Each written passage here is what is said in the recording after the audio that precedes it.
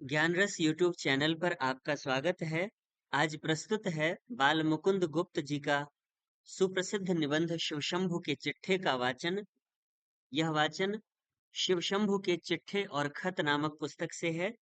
यह पुस्तक लोक भारती प्रकाशन से प्रकाशित है। इसे राजकमल वेबसाइट से या उनसे संपर्क करके प्राप्त किया जा सकता है। मूल्य केवल 50 रुपए हैं। छोटी सी पुस्तक है। इस पुस्तक के अंतर्गत यह इस पुस्तक की भूमिका है। इस पुस्तक के अंतर्गत कुल 14 चिट्ठे और खत हैं, जिनमें पहला है बनाम लॉर्ड कर्जन।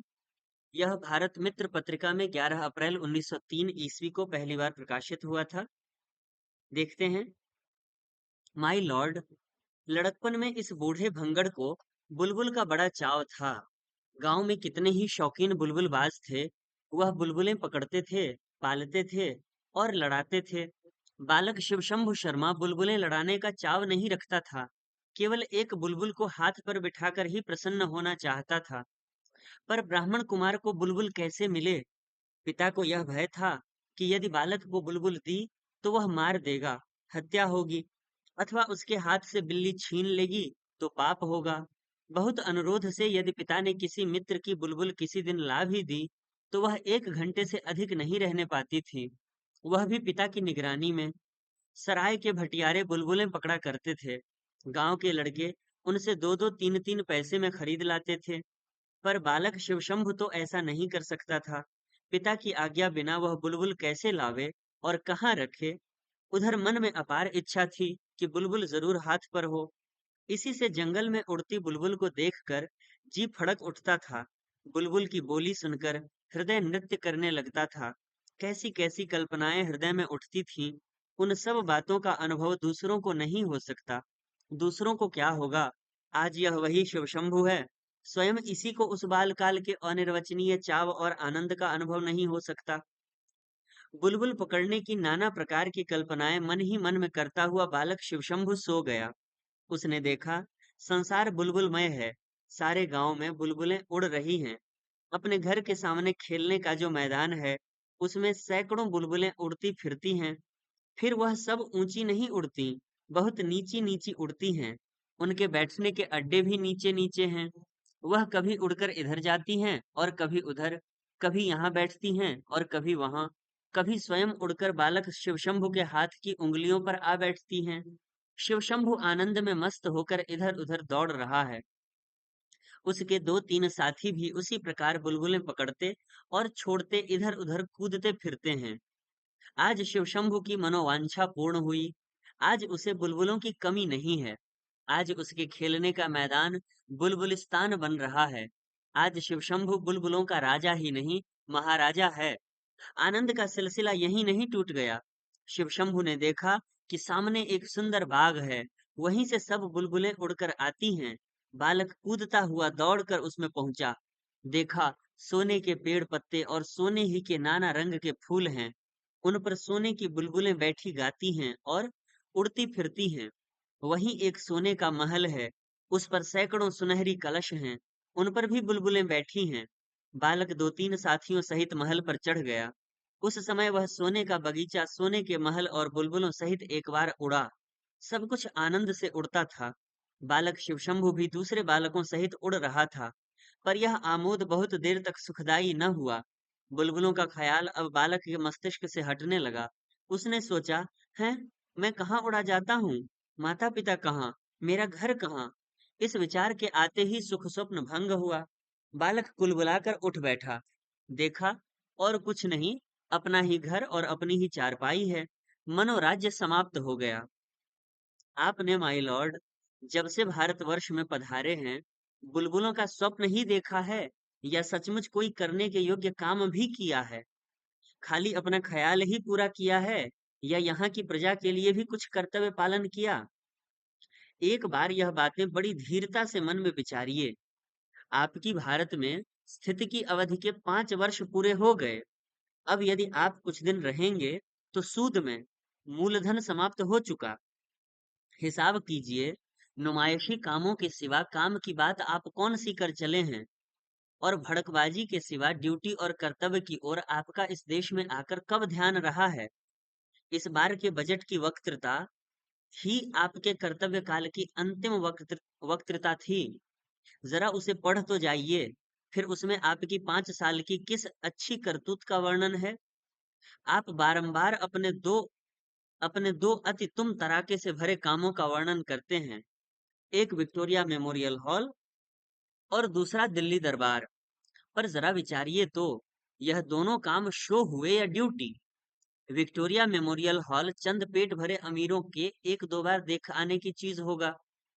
उससे दरिद्रों का कुछ दुख घट जावेगा या भारतीय प्रजा की कुछ दशा उन्नत हो जावेगी, ऐसा तो आप भी न समझते होंगे। अब दरबार की बात सुनिए कि क्या था। आपके ख्याल से वह बहुत बड़ी चीज था, पर भारतवासियों की दृष्टि में वह बुलबुलों के स्वप्न से बढ़कर कुछ न था। जहां जहां से वह जुलूस के हाथी आए, वहीं सब लौट गए। जिस हाथी पर आप सुनहरी झूलें और सोने का हौदा लगवाकर छत्र धारण पूर्वक सवार हुए थे, वह अपने कीमती असबाब सहित जिसका था उसके पास चला गया। आप भी जानते थे कि वह आपका नहीं, और दर्शक भी जानते थे कि आपका नहीं। दरबार में जिस सुनहरी सिंहासन पर विराजमान होकर आपने भारत के सब राजा महाराजाओं की सलामी ली थी, वह भी वहीं तक था। और आप स्वयं भली भांति जानते हैं कि वह आपका न था। वह भी जहां से आया था वहीं चला गया। यह सब चीजें खाली नुमाइशी थीं। भारतवर्ष में वह पहले ही से मौजूद थी। क्या इन सब से आपका कुछ गुण प्रकट हुआ? लोग विक्रम को याद करते हैं या उसके सिंहासन को, अकबर को या उसके तख्त को, शाहजहां की इज्जत को शाहजहां की इज्जत उसके गुणों से थी या तख्ते ताऊस से? आप जैसे बुद्धिमान पुरुष के लिए यह सब बातें विचारने की हैं। चीज वह बननी चाहिए जिसका कुछ देर कयाम हो। माता पिता की याद आते ही बालक शिवशंभु का सुख स्वप्न भंग हो गया, और दरबार समाप्त होते ही वह दरबार भवन, वह एम्फी थिएटर तोड़ कर रख देने की वस्तु हो गया। उधर बनना इधर उखाड़ना, उधर बनाना इधर उखाड़ना पड़ा। नुमाइशी चीजों का यही परिणाम है। उनका तितलियों का सा जीवन होता है। माय लॉर्ड, आपने कछाड़ के चाय वाले साहबों की दावत खाकर कहा था कि यह लोग यहाँ नित्य हैं और हम लोग कुछ दिनों के लिए। आपके वह कुछ दिन बीत गए, अवधि पूरी हो गई। अब यदि कुछ दिन और मिलें तो वह किसी पुराने पुण्य बल से समझिए। उन्हीं की आशा पर शिवशंभु शर्मा यह चिट्ठा आपके नाम भेज रहा है, जिससे इन मांगे दिनों में तो एक बार आपको अपने कर्तव्य का ख्याल हो। जिस पद पर आप आरूढ़ हुए, वह आपका मौरूसी नहीं, नदी नाव संयोग की भांति है। आगे भी कुछ आशा नहीं कि इस बार छोड़ने के बाद आपका इससे कुछ संबंध रहे। किंतु जितने दिन आपके हाथ में शक्ति है, उतने दिन कुछ करने की शक्ति भी है। जो कुछ आपने दिल्ली आदि में कर दिखाया, उसमें आपका कुछ भी न था, पर वह सब कर दिखाने की शक्ति आप में थी। उसी प्रकार जाने से पहले इस देश के लिए कोई असली काम कर जाने की शक्ति आप में है। इस देश की प्रजा के हृदय में कोई स्मृति मंदिर बना जाने की शक्ति आप में है। पर यह सब तब हो सकता है कि वैसी स्मृति की कुछ कदर आपके हृदय में भी हो। स्मरण रहे, धातु की मूर्तियों के स्मृति चिन्ह एक से एक दिन किले का मैदान भर जाएगा। महारानी का स्मृति मंदिर मैदान की हवा रोकता था या न रोकता था, पर दूसरों की मूर्तियां इतनी हो जावेंगी कि 50-50 हाथ पर हवा को टकरा कर चलना पड़ेगा। जिस देश में लॉर्ड लैंसडॉन की मूर्ति बन सकती है, उसमें और किस किस की मूर्ति नहीं बन सकती। माय लॉर्ड, क्या आप भी चाहते हैं कि उसके आसपास आपकी एक वैसी ही मूर्ति खड़ी हो? यह मूर्तियां किस प्रकार के स्मृति चिन्ह हैं? इस दरिद्र देश के बहुत से धन की एक ढेरी है, जो किसी काम नहीं आ सकती। एक बार जाकर देखने से ही विदित होता है कि वह कुछ विशेष पक्षियों के कुछ देर विश्राम लेने के अड्डे से बढ़कर कुछ नहीं है। माय लॉर्ड, आपकी मूर्ति की वहां क्या शोभा होगी? आइए, मूर्तियां दिखावें। वह देखिए, एक मूर्ति है जो किले के मैदान में नहीं है, पर भारतवासियों के हृदय में बनी हुई है। पहचानिए, इस वीर पुरुष ने मैदान की मूर्ति से इस देश के करोड़ों गरीबों के हृदय में मूर्ति बनवाना अच्छा समझा। यह लॉर्ड रिपन की मूर्ति है। और देखिए, एक स्मृति मंदिर। यह आपके 50 लाख के संगमरमर वाले से अधिक मजबूत और सैकड़ों गुना कीमती है। यह स्वर्गीय विक्टोरिया महारानी का सन 1858 ईस्वी का घोषणा पत्र है। आपकी यादगार भी यही बन सकती है, यदि इन दो यादगारों की आपके जी में कुछ इज्जत हो। मतलब समाप्त हो गया। जो लिखना था वह लिख गया। अब खुलासा बात यह है कि एक बार शो और ड्यूटी का मुकाबला कीजिए। शो को शो ही समझिए, शो ड्यूटी नहीं है। माय लॉर्ड, आपके दिल्ली दरबार की याद कुछ दिन बाद उतनी ही रह जाएगी जितनी शिवशंभु शर्मा के सिर में बालकपन के उस सुख स्वप्न की है। ये पहला चिट्ठा था। उसके बाद अगला है श्रीमान का स्वागत। यह प्रकाशित हुआ था भारत मित्र में 26 नवंबर 1904 ईस्वी को। जो अटल है वह टल नहीं सकती, जो होनहार है वह होकर रहती है। इसी से फिर 2 वर्ष के लिए भारत के वायसराय और गवर्नर जनरल होकर लॉर्ड कर्जन आते हैं। बहुत से विघ्नों को हटाते और बाधाओं को भगाते फिर एक बार भारत भूमि में आपका पदार्पण होता है। इस शोभ यात्रा के लिए वह गत नवंबर को सम्राट एडवर्ड से भी विदा ले चुके हैं। दर्शन में अब अधिक विलंब नहीं है। इस समय भारतवासी यह सोच रहे हैं कि आप क्यों आते हैं, और आप यह भी जानते हैं कि आप क्यों आते हैं। यदि भारतवासियों का वश चलता तो आपको न आने देते, और आपका वश चलता तो और भी कई सप्ताह पहले आ विराजते। पर दोनों ओर की बागडोर किसी और हाथ में ही है। निरे बेबस भारतवासियों का कुछ वश नहीं है, और बहुत बातों पर वश रखने वाले लॉर्ड कर्जन को भी बहुत बातों में विवश होना पड़ता है। इसी से भारतवासियों को लॉर्ड कर्जन का आना देखना पड़ता है, और उक्त श्रीमान को अपने चलने में विलंब देखना पड़ा। कवि कहता है, जो कुछ खुदा दिखाए सो लाचार देखना। अभी भारतवासियों को बहुत कुछ देखना है, और लॉर्ड कर्जन को भी बहुत कुछ। श्रीमान के नए शासनकाल के यह 2 वर्ष निस्संदेह देखने की वस्तु होंगे। अभी से भारतवासियों की दृष्टियां सिमटकर उस ओर जा पड़ी हैं। यह जबरदस्त दृष्टा लोग अब बहुत काल से केवल निर्लिप्त निराकार तटस्थ दृष्टा की अवस्था में अतृप्त लोचन से देख रहे हैं, और न जाने कब तक देखते जावेंगे। अथक ऐसे हैं कि कितने ही तमाशे देख गए, पर दृष्टि नहीं हटाते हैं। उन्होंने पृथ्वीराज जयचंद की तबाही देखी, मुसलमानों की बादशाही देखी, अकबर बीरबल खानखाना और तानसेन देखे, शाहजहानी तख्त ताउस और शाही जुलूस देखे, फिर वही तख्त नादिर की उठाकर ले जाते देखा। शिवाजी और औरंगजेब देखे, क्लाइव हेस्टिंग्स से वीर अंग्रेज देखे। देखते देखते बड़े शौक से लॉर्ड कर्जन का हाथियों का जुलूस और दिल्ली दरबार देखा। अब गोरे पहलवान मिस्टर सेंडो का छाती पर कितने मन का बोझ उठाना देखने को टूट पड़े हैं। कोई दिखाने वाला चाहिए। भारतवासी सदा देखने को प्रस्तुत हैं। इस गुण में वह मोछ मरोड़ कर कह सकते हैं कि संसार में कोई उनका सानी नहीं। लॉर्ड कर्जन भी अपनी शासित प्रजा का यह गुण जान गए थे। इसी से श्रीमान ने लीलामय रूप धारण करके कितनी ही लीलाएं दिखाई।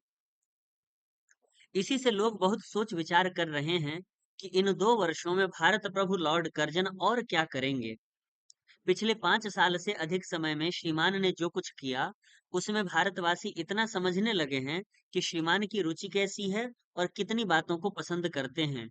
यदि वह चाहें तो फिर हाथियों का एक बड़ा जुलूस निकलवा सकते हैं, पर उसकी वैसी कुछ जरूरत नहीं जान पड़ती, क्योंकि जो जुलूस वह दिल्ली में निकलवा चुके हैं उसमें सबसे ऊंचे हाथी पर बैठ चुके हैं। उससे ऊंचा हाथी यदि सारी पृथ्वी में नहीं तो भारतवर्ष में तो और नहीं है। इसी से फिर किसी हाथी पर बैठने का श्रीमान को और क्या चाव हो सकता है। उससे ऊंचा हाथी और नहीं है। ऐरावत का केवल नाम है, देखा किसी ने नहीं है। मेमथ की हड्डियां किसी किसी अजायब खाने में उसी भांति आश्चर्य की दृष्टि से देखी जाती हैं, जैसे श्रीमान के स्वदेश के अजायब खाने में कोई छोटा मोटा हाथी। बहुत लोग कह सकते हैं कि हाथी की छोटाई बड़ाई पर बात नहीं, जुलूस निकले तो फिर भी निकल सकता है। दिल्ली नहीं तो कहीं और सही, क्योंकि दिल्ली में आतिशबाजी खूब चल चुकी थी, कलकत्ते में फिर चलाई गई।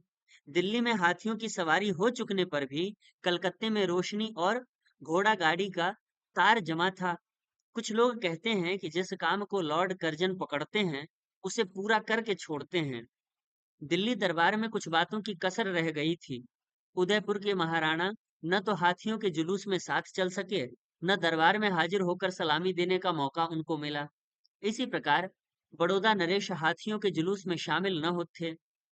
वह दरबार में भी आए तो बड़ी सीधी सादी पोशाक में, इतनी सीधी सादी में जितनी से आज कलकत्ते में फिरते हैं।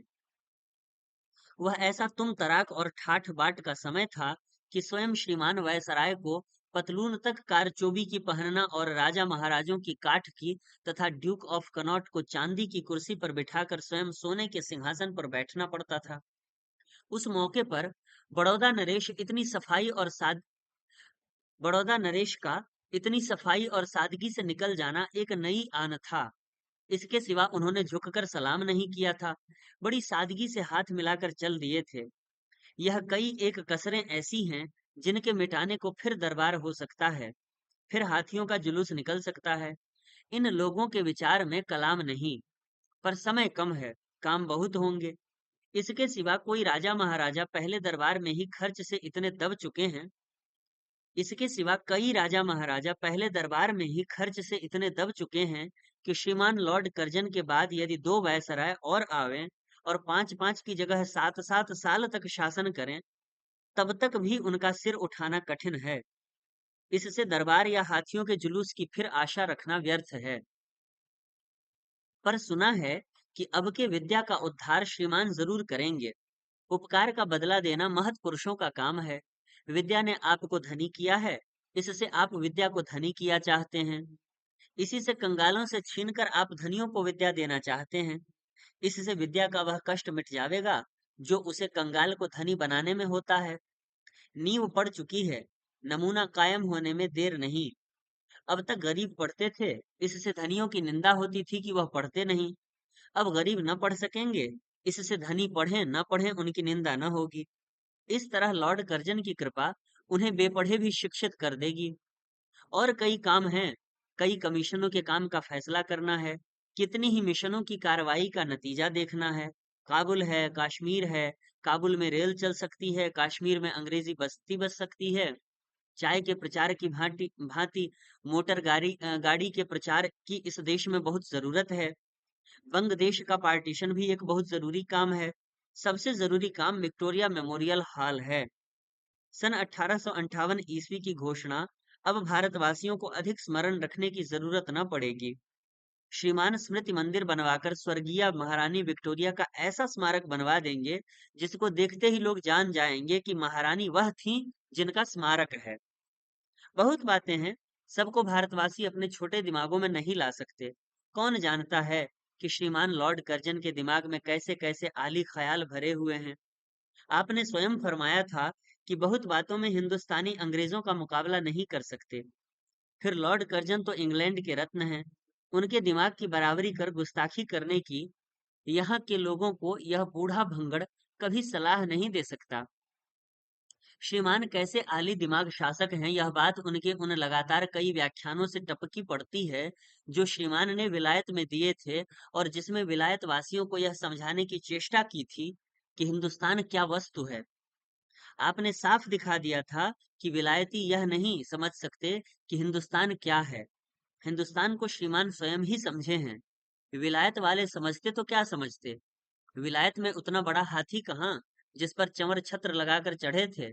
फिर कैसे समझा सकते कि वह किस उच्च श्रेणी के शासक हैं। यदि कोई ऐसा उपाय निकल सकता जिससे वह एक बार भारत को विलायत तक खींच कर ले जा सकते, तो विलायत वालों को यह समझा सकते कि भारत क्या है और श्रीमान का शासन क्या है। आश्चर्य नहीं, भविष्य में कुछ ऐसा उपाय निकल आवे, क्योंकि विज्ञान अभी बहुत कुछ करेगा। भारतवासी जरा भय न करें, उन्हें लॉर्ड कर्जन के शासन में कुछ करना न पड़ेगा। आनंद ही आनंद है, चैन से भंग पियो और मौज उड़ाओ। नजीर खूब कह गया, कुंडी के नकारे पे खुद के का लगा डंका। कुंडी के नकारे पे खुद के का लगा डंका। नित भंग पी के प्यारे दिन रात बजा डंका, नित भंग पी के प्यारे दिन रात बजा डंका। पर एक प्याला इस बूढ़े ब्राह्मण को देना भूल न जाना। अगला खत है चिट्ठा वायसराय का कर्तव्य। यह प्रकाशित हुआ था सर्वप्रथम भारत मित्र में 17 दिसंबर 1904 ईस्वी को। माय लॉर्ड, आपने इस देश में फिर पदार्पण किया, इससे यह भूमि कृतार्थ हुई। विद्वान, बुद्धिमान और विचारशील पुरुषों के चरण जिस भूमि पर पड़ते हैं वह तीर्थ बन जाती है। आप में उक्त 3 गुणों के सिवा चौथा गुण राजशक्ति का है। अतः आपके श्री चरण स्पर्श से भारत भूमि तीर्थ से भी कुछ बढ़कर बन गई। आप गत मंगलवार को फिर से भारत के राज सिंहासन पर सम्राट के प्रतिनिधि बनकर विराजमान हुए। भगवान आपका मंगल करे और इस पतित देश के मंगल की इच्छा आपके हृदय में उत्पन्न करे। बंबई में पांव रखते ही आपने अपने मन की कुछ बात कह डाली है। यद्यपि बंबई की म्यूनिसिपैलिटी ने वह बातें सुनने की इच्छा अपने अभिनंदन पत्र में प्रकाशित नहीं की थी, तथापि आपने बेपूछे ही कह डाली। ठीक उसी प्रकार बिना बुलाए यह दीन भंगड़ ब्राह्मण शिवशंभु शर्मा तीसरी बार अपना चिट्ठा लेकर आपकी सेवा में उपस्थित है। इसे भी प्रजा के प्रतिनिधि होने का दावा है। इसी से यह राज प्रतिनिधि के सम्मुख प्रजा का कच्चा चिट्ठा सुनाने आया है। आप सुनिए न सुनिए, यह सुना कर ही जावेगा।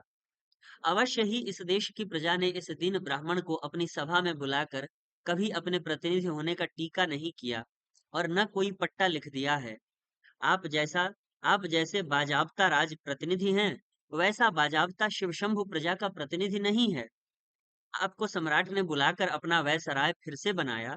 विलायती गजट में खबर निकली, वही खबर तार द्वारा भारत में पहुंची। मार्ग में जगह जगह स्वागत हुआ, बंबई में स्वागत हुआ, कलकत्ते में कई बार गजट हुआ।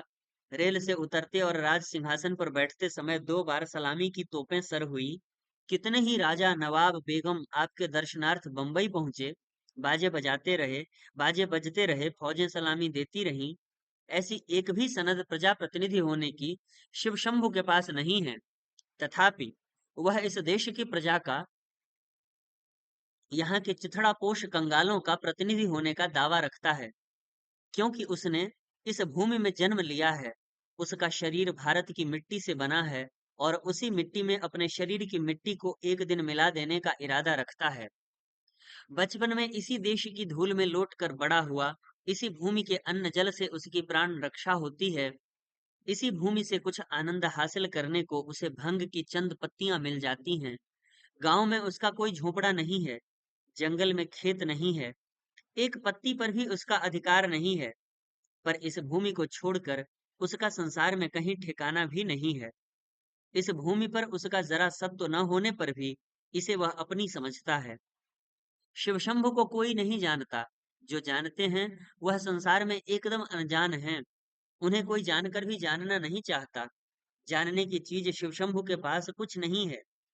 उसके कोई उपाधि नहीं, राज दरबार में कोई पूछ नहीं, हाकिमों के साथ हाकिमों से हाथ मिलाने की उनकी हैसियत नहीं, उनकी हाँ में हाँ मिलाने की उसे ताब नहीं।